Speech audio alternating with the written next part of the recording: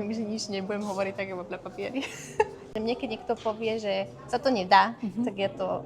Ty mu ukážeš, že sa to dá. Áno, ja mu to ukážem, že sa to dá. Podľa mňa tá kniha je naozaj skvelá v tom, že zaujme nielen dieťa, ale aj dospelého človeka.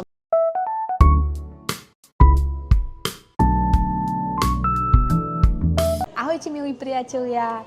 Vítam vás pri druhej časti môjho podcastu s názvom Ľudia v pohybe.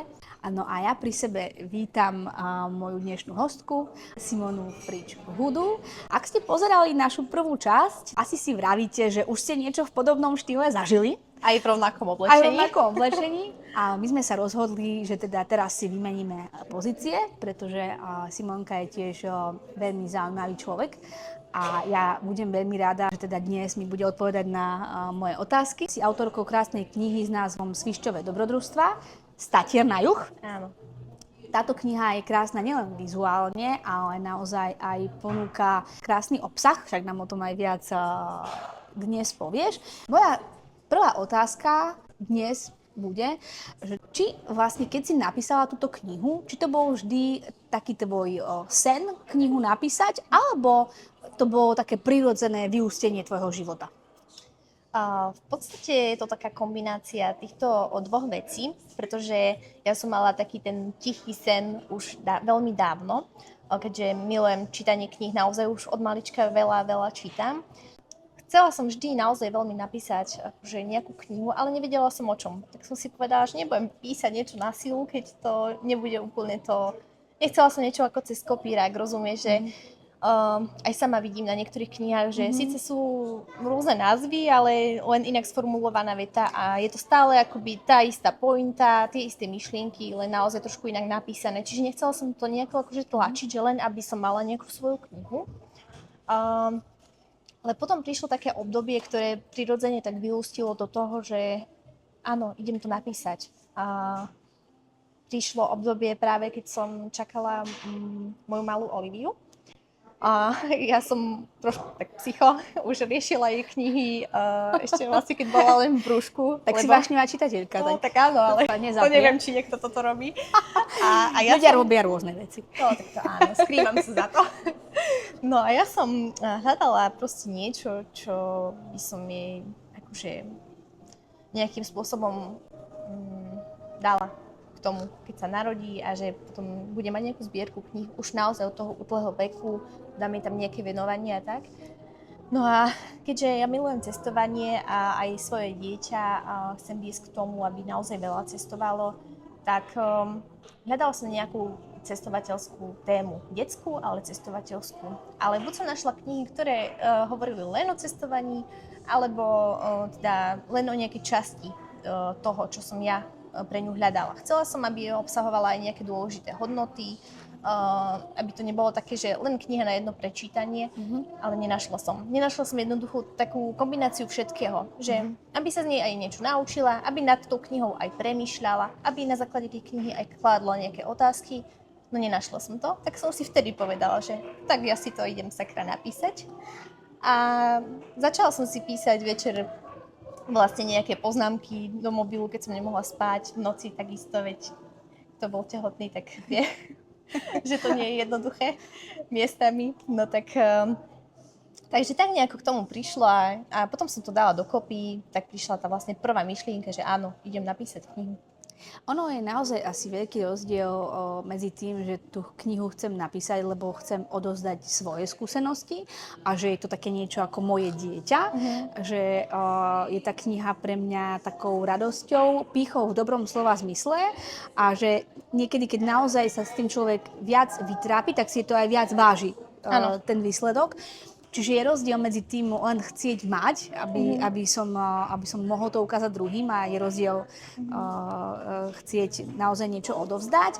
A keďže môj podcast sa volá Ľudia v pohybe, tak čo pre teba znamená pohyb? Alebo byť v pohybe. Je to skôr také niečo spojené s tým fyzickým premiestňovaním, cestovaním, alebo pre teba znamená byť v pohybe aj v zmysle nejakého vnútorného posunu, dozrievania?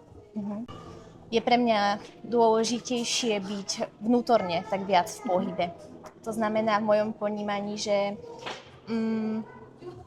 že aby som nestagnovala celý život na jednom mieste, aby som stále nejak vnútorne rástla, aby som sa menila ideálne k lepšiemu stále a to je pre mňa to akože prioritné. Ale samozrejme, keďže ja som naozaj typ človeka, ktorý nerád sa nudí alebo naozaj robí niečo stereotypné, tak určite pre mňa znamená a je dôležité zároveň aj to byť v pohybe, napríklad práve tým cestovaním. Ono aj vlastne ten vnútorný pohyb sa paradoxne niekedy odzrkadlí na tom vonkajšom pohybe. Áno. Keď človek rastie a sa posúva, tak potom robí aj iné rozhodnutia a to napríklad pomôže vytvoriť aj ďalšiu knihu. Hej? Áno, napríklad áno. Áno, takže presne tak, ako si povedala. A keďže je to vlastne všetko, aj tá práca na tej knihe, aj celkovo život je vlastne o tom pohybe, tak máš pocit, že aj keď je to materstvo pozitívne, máš pocit, že sa nejako zmenil tvoj postoj k takej tej spontánnosti a pohybu v materstve? Určite je to iné. Nebudem tvrdiť, že nie je to iné, už keď má človek dieťa. Veď kto má dieťa, tak vie, že naozaj to nie je jednoduché. Niekedy ten čas už tak spontánne si nejako rozložiť. Ale zase ja som taký typ osobnosti, že ja som to brala asi Miška tak prirodzene, že dobre, už to nie je možno úplne spontánne, idem sa úplne rýchlo rozhodnúť, že teraz ideme v tomto momente tu, ale je potrebné možno nejaké väčšie plánovanie, ale ja som sa tak nejako v hlave nastavila, že urobím to spontánne, len trošku inak a trošku možno viac premyslenie. Veľa vecí tam zohráva, to je taká téma trošku nadlhšia, ale možno aj to, že vieš, už je človek viac taký ochranársky, už rozmýšľa nad inými vecami a tým pádom už to nie je úplne, že spontánnosť, ale ja si myslím, že môj život sa v princípe akože neobrátil teraz o 180 stupňov tým, že mám dieťa. Jednoducho, ja som to len prispôsobila tomu svojmu minulému životu a beriem to tak v podstate v istom zmysle s ľahkosťou. Ak to tak môžem povedať. A ja zase musím povedať, že na tebe práve, že veľmi obdivujem to, že presne to, že ty si sa, lebo áno, presne to materstvo prináša, aj keď nie som ešte mama, ale určite prináša so sebou veľa iných povinností. A samozrejme, že toho času nie je toľko, ale ja na tebe obdivujem to, že ty si ten čas vždy vieš nájsť a že napriek tomu, že máš to malé dieťa, tak si mohla povedať, hej, že teraz nemusím robiť to, alebo že proste urobím tú knihu, keď ona bude staršia, alebo keď bude chodiť do školy, alebo proste, že už nikam nepôjdem, ani do zahraničia, alebo proste som na tej materskej, ale ty aj naďalej cestuješ, keď je to samozrejme možné, naďalej tvoríš a to je podľa mňa úplne skvelé. Si možno je taká inšpirácia pre iných ľudí v takejto situácii a keďže máš viacero tiež rolí ako iní ľudia, si mama, manželka, v podstate aj zamestnankyňa, ale teraz na materskej, takisto autorka knihy, tak darí sa ti to všetko tak nejako prepojiť? Ja si myslím, že celkom sa mi to darí prepojiť a je to práve akože viacero faktorov tam zohráva rolu. Jednak, že mám naozaj chápavého a podporujúceho manžela, takisto rodičov, ktorí mi pomáhajú. A naozaj to zohráva veľkú časť toho, že prečo si napríklad môžem dovoliť byť teraz tu.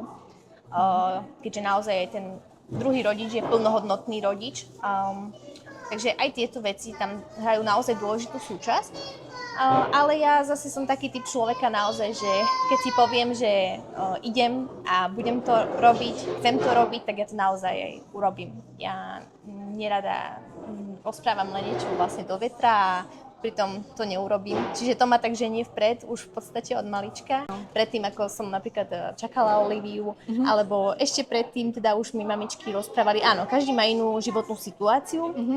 To nehovorím, niekto napríklad si nemôže dovoliť nejaké veci možno robiť aj z časového hľadiska, lebo nemá nikoho k tomu postražiť doma dieťa. Toto ani nejdem do toho, lebo áno, sú rôzne situácie, ale ak to takto skrátim, tak keď mi rozprával niekto, že veď ty uvidíš, keď budeš mať dieťa, tak určite nebudeš cestovať a podobne, tak som si povedala, jasné, že budem. Takže to je to. Presne, že kde je vôľa, tam je cesta. ako sa hovorí. Takže to je úplne super, že sa snažíš to prepájať a myslím, že si to naozaj darí skvele. Ty si teda navštívila tiež veľké množstvo krajín, napríklad Havaj, Kanárske ostrovy, ale takisto aj pred nejakým časom nádherné mesto, alebo pre nás milovníkov veľkých miest, nádherné mesto, kde to vždy žije, New York. Ktoré z týchto miest, alebo aj z iných miest, ktoré si navštívila, ťa tak najviac oslovilo? Ja som taká, že mne sa naozaj páči asi všade, že keď sa niekto opýta po nejakej ceste, že či sa mi páčilo, na 99% bude počuť, že áno. Lebo ja vidím aj v tých veciach, čo možno niekto povie, že škaredé more, riasy, chladné more, alebo jednoducho špina v okolí mimo rezortu a tak ďalej, že často počúvame tieto. Áno, ja si tie veci napríklad uvedomujem, ale ja to beriem stále, keď niekam idem, už sa tak dopredu nastavím v hlave, že je to iná kultúra, budú tam iné veci, možno na ktoré sme zvyknutí doma, ale keďže ja to beriem už v hlave tak dopredu prirodzene, tak pre mňa to je jednoducho súčasť tej krajiny a ja to tak príjmem a vždy to beriem tak akože kladne. Čiže nemôžem asi povedať možno tak jedno miesto na svete, ktoré ma úplne že najviac oslovilo, lebo každé bolo iné, každé bolo špecifické. Vždy som sa inak cítila na tom mieste, každý vie určite, že aj to zohráva dôležitú rolu, že vlastne s akým pocitom ty už niekam ideš, alebo aké životné obdobie prežívaš v tom momente a to sa odvíja potom presne na tých takých spomienkach. Hej, že nad tým, keď teraz rozmýšľam, tak si možno práve ten môj nejaký, to moje vnútorné prežívanie zohralo veľkú rolu, čiže nechcem to takto akože, že poviem len jednu krajinu, ale ak naozaj by som musela vybrať jednu, tak najviac asi moje srdce tak inklinuje k Taliansku. A to práve kvôli tomu, že jednak tá krajina má všetko, má dobré jedlo, to vyhľadávam všade. Takisto tá krajina má bohatú históriu, čo stále by sa tam dalo akože vrátiť a vidieť a rozprávať sa o tej histórii a tak ďalej. Má naozaj krásne miesta, či idete akože do mesta alebo nejaká malá dedinka úplne zarytá niekde, tak je to tam zaujímavé, čiže to naozaj na Taliansku milujem. A čo úplne najviac, tak sú podľa mňa akože nám takí blízky, keďže my sme z východu, obidve, tak my sme takí temperamentní podľa mňa, že viac dávame možno najavo tie emócie a tí Taliani sú mi veľmi sympatickí práve tým, že na nich vidíte, či sú smutní, či sú šťastní, či sa práve hádajú, či kričia, no jednoducho všetko. Vy to nielen vidíte na gestikulácii, ale vy to aj počujete a mne to je také sympatické, že nemám rada to také úplné skrývanie emócií, a tam je všetko vlastne také na pohľad. A máš pocit, že práve to cestovanie, tie rôzne krajiny, alebo možno aj samotné Taliansko, máš pocit, že práve tieto miesta ťa formovali viac ako tvoje domáce prostredie, alebo naopak, že skôr to miesto, kde si vyrastala, ťa viac vyformovalo do takej osobnosti, akou si dnes? Ja si myslím, že sa nedá určiť, či to prvé alebo to druhé. Určite ma tak ako každého z nás formovalo istým spôsobom detstvo. To, aký máme rodičov, aké máme pozadie, čo sme si zažili, či sme si prešli, keď sme boli nešťastní, smutní, alebo naopak šťastní a naozaj plní radosti, tak nás to formovalo a to pozadie nikdy nikto nezmaže.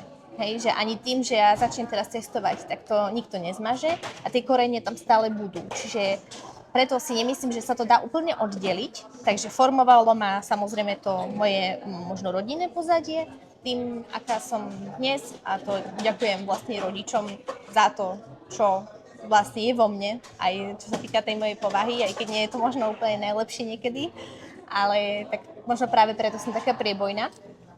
Ale čo sa týka toho cestovania, ja si myslím, že to cestovanie formuje každého. Lebo keď začneš cestovať, zrazu vidíš tej takej svojej možno komfortnej zóny, vidíš zrazu nielen, že iný svet, ale aj iné životné podmienky. Vidíš ako nejakú inú kultúru, nejaké iné náboženstvo.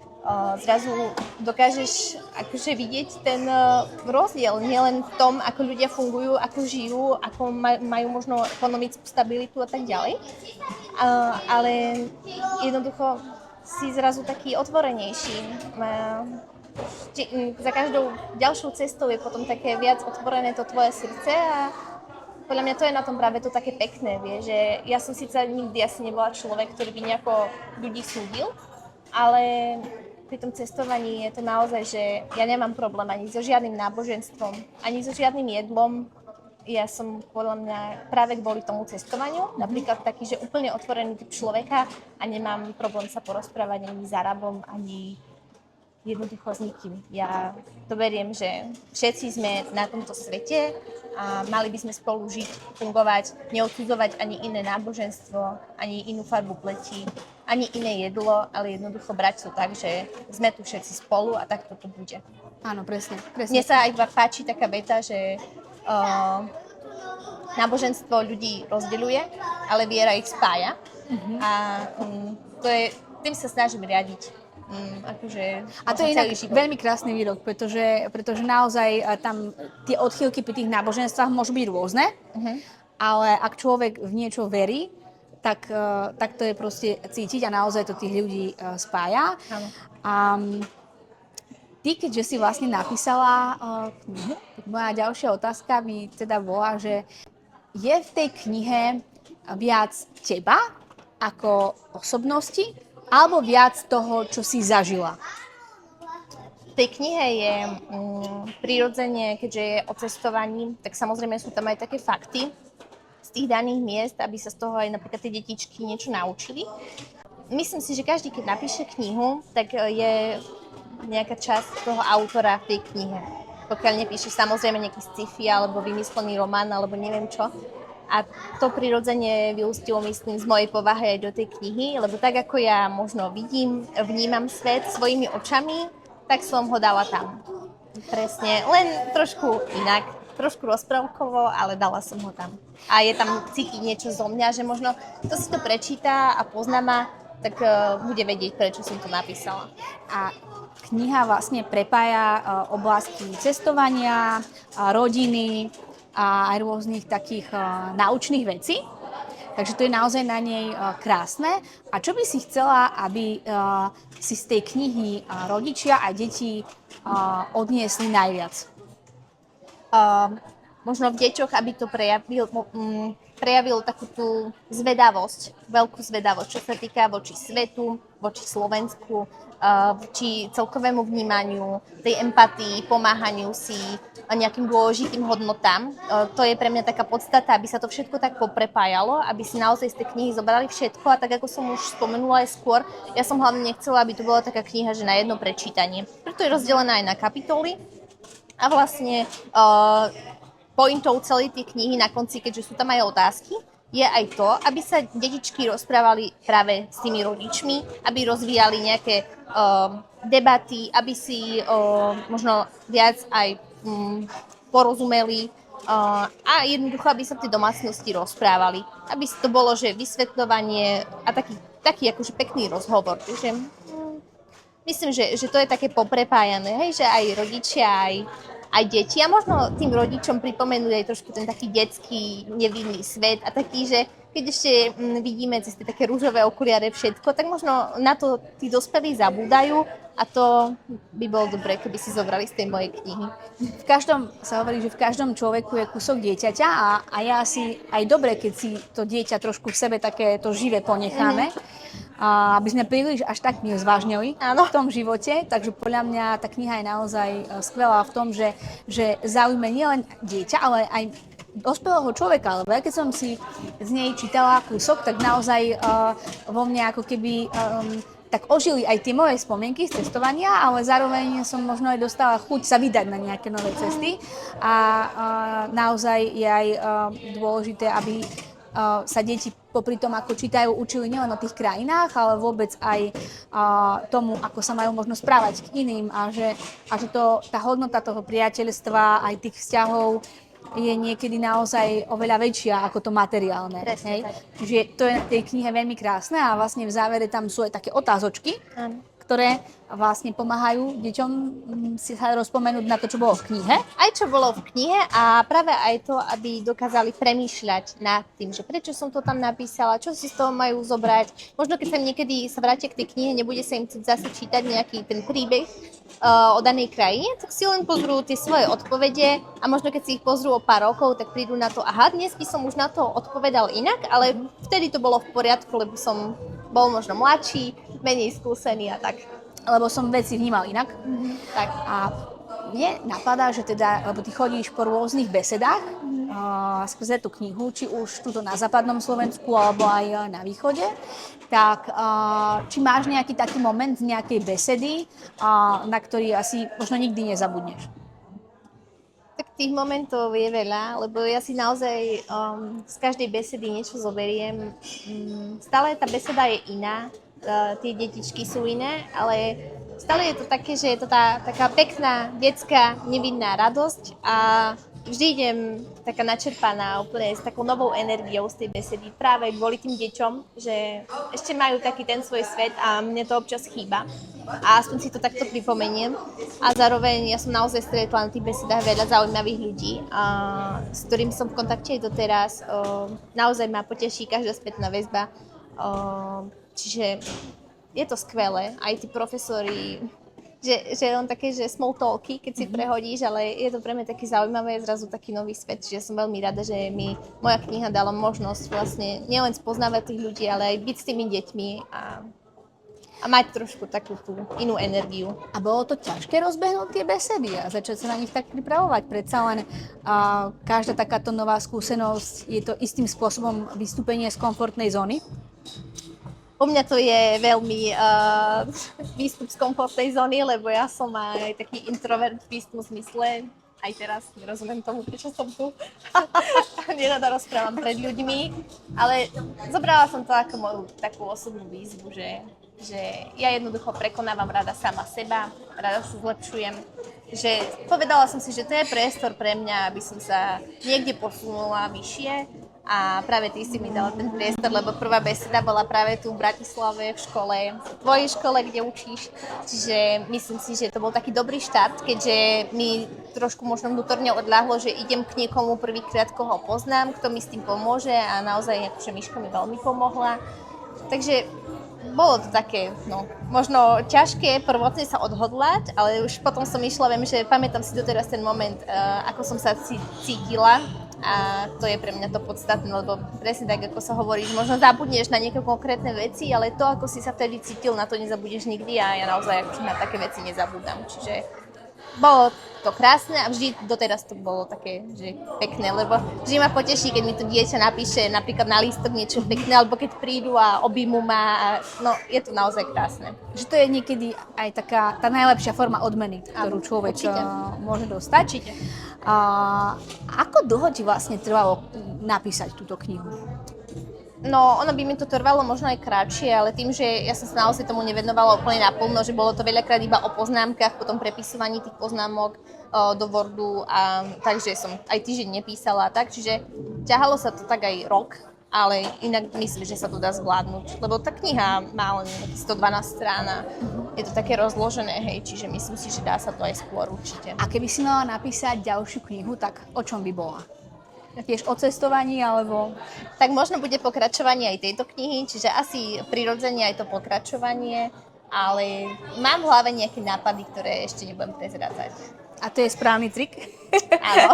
To je ako nejaké recepty tých najlepších kuchárov sa nevždy prezrádzajú. Presne tak. Takže aj ten spisovateľ je ako taký nejaký kuchár alebo pekár, ktorý niečo mieša a pečie a musíte si počkať na tú správnu chvíľu, ktorá raz určite príde.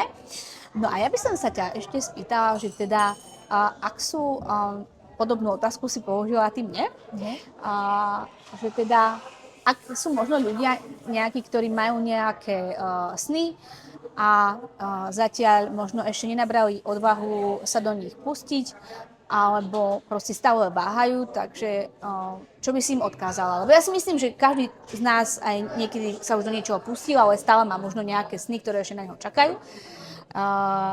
Takže čo by si možno odkázala? Ja si myslím naozaj, že v živote je vo všetkom, aj cestovaní, aj naozaj vo všetkom dôležitý, hlavne ten prvý krok, takže ho stačí urobiť, hoci malý, ale urobiť ho, tak sa pripoja ďalšie malé kroky a zrazu to bude niečo, čo človek bude brať ako zrazu možno samozrejmosť, alebo že dobre, že som to urobil, keby som to neurobil, tak nikdy sa to nestane, čiže ja sa tiež riadím aj tým, že kým to nespravíš, nikdy nezistíš, aké by to bolo. Hej? A tak to je. Tak to naozaj je vo všetkom. Ja sa tiež veľakrát dokopávam v živote urobiť to a to, ale keď sa k tomu dokopem, tak potom som na seba hrdá. Áno, lebo viem, že... A viem zároveň aj to, že napríklad to, čo teraz hovorím, tak je mi jedno, či to inšpiruje, akože... Nie, zle som to povedala, nie, že je mi jedno, lebo budem rada, ak to inšpiruje niekoho iného, ale napríklad, hlavne napríklad moje dieťa. Budem rada, ak bude sledovať moju cestu, takú osobnú, a keď uvidí, ako ja pristupujem k tým veciam, tak ja verím, že práve ju to napríklad nakopne a verím, že raz mi poďakuje a povie, že mami, aj kvôli tebe som sa nevzdala, lebo viem, že ty sa nikdy nevzdávaš. Presne. A toto si podľa mňa veľmi dobre vystihla, že človek, ak niečo neskúsi, tak nikdy nevie, aké by to bolo. Rovnako je to aj s týmto podcastom, že som možno hľadala nejaké cesty, ako možno vytvoriť s ľuďmi rozhovory. A som veľmi rada, že sme sa takto nejako, nazvem to, dali dokopy a že sme to nejako rozbehli. A verím, že tak ako tvoja kniha oslovila množstvo ľudí, že aj tento podcast niekomu teda padne na užitok. A ja ti veľmi pekne ďakujem, že tak ako si ty v minulej časti vyspovedala mňa, že verím, že sa podarilo mne aspoň z takej polovice vyspovedať teba a trošku iným ľuďom priblížiť tvoj život a ako vznikala tvoja kniha a možno aj inšpirovať niektoré mamy, ktoré občas možno sú také, že tiež by niekam možno chceli ísť a že aj vidia, že možno nie sú v tom sami, že sa to naozaj dá, ale že naozaj tá podpora je veľmi dôležitá. Takže ti ďakujeme samozrejme aj Liu Bar and Gym a ďakujeme vám, milí sledovatelia, že ste nás dnes pozerali, počúvali a veríme, že sa takto spoločne uvidíme aj v tej ďalšej časti. A ja ďakujem. Ahojte.